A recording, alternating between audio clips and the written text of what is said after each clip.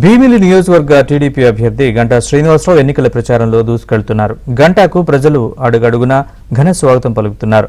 ఎన్నికల ప్రచారంలో భాగంగా పద్మనాభ మండల కేంద్రం నుంచి గంధవరం వరకు ర్యాలీ నిర్వహించారు. ఈ ఎన్నికల్లో కూటమి ఘన విజయం సాధించబోతుందని గంటా అన్నారు. ప్రజల్లోకి వెళుతుంటే బ్రహ్మరథం పడుతున్నారని తెలిపారు. 2019లో జగన్మోహన్ రెడ్డి ఒక్క ఛాన్స్ అని చెప్పి అరచేతిలో స్వర్గం చూపించి గెలిచారని విమర్శించారు. జగన్ ప్రభుత్వ హయాంలో జాబ్ క్యాలెండర్, మెగా డిఎస్సి ప్రకటించలేదన్నారు. జగన్ పాలనలో పరిశ్రమలు పక్క రాష్ట్రాలకు తరలిపోయాయని మండిపడ్డారు. జగన్ రాష్ట్రానికి ఒక్క పరిశ్రమ కూడా తేలేకపోయారని గంటా అన్నారు. రాష్ట్ర అభివృద్ధి కోసం చంద్రబాబును గెలిపించాలని కోరారు. వైసీపీ మేనిఫెస్టోలో కొత్త అంశం ఏదీ లేదన్నారు. కూటమి మేనిఫెస్టో గురించి రాష్ట్ర వ్యాప్తంగా చర్చ జరుగుతోందన్నారు. సూపర్ 6 పథకాలతో అన్ని వర్గాల ప్రజలకు మంచి జరగబోతుందన్నారు.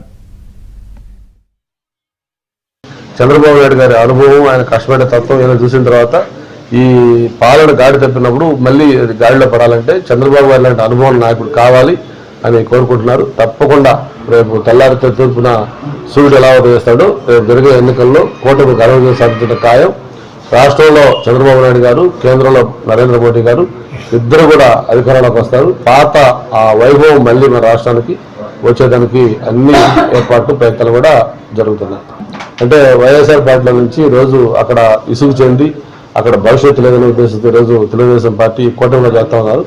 దానికి ప్రధాన కారణం ఏంటంటే వైఎస్ఆర్ పార్టీ అనేది ఒక sinking boat. It is writing on the wall. గోడ మీద రాసినట్టే అది మునిగిపోతున్న పడవ. అందుకే అందులో నుంచి సేఫ్ ప్లేస్లోకి రావాలనే ఉద్దేశంతో ఈరోజు తెలుగుదేశం పార్టీ పట్ల ఎంపీపీలు, జడ్పీటీసీలు, సర్పంచులు మొత్తం గ్రామాలు ఈరోజు వచ్చేస్తా ఉన్నాయి. మనైతే కుసిలవాడ గ్రామం మీరు కూడా చూసారు. ఆ రోజు సర్పంచ్తో పాటు 10 మంది వార్డు మెంబర్లు ఎంటైర్ విలేజ్ మొత్తం ఈరోజు టర్న్ అయిపోయి వచ్చేసారు.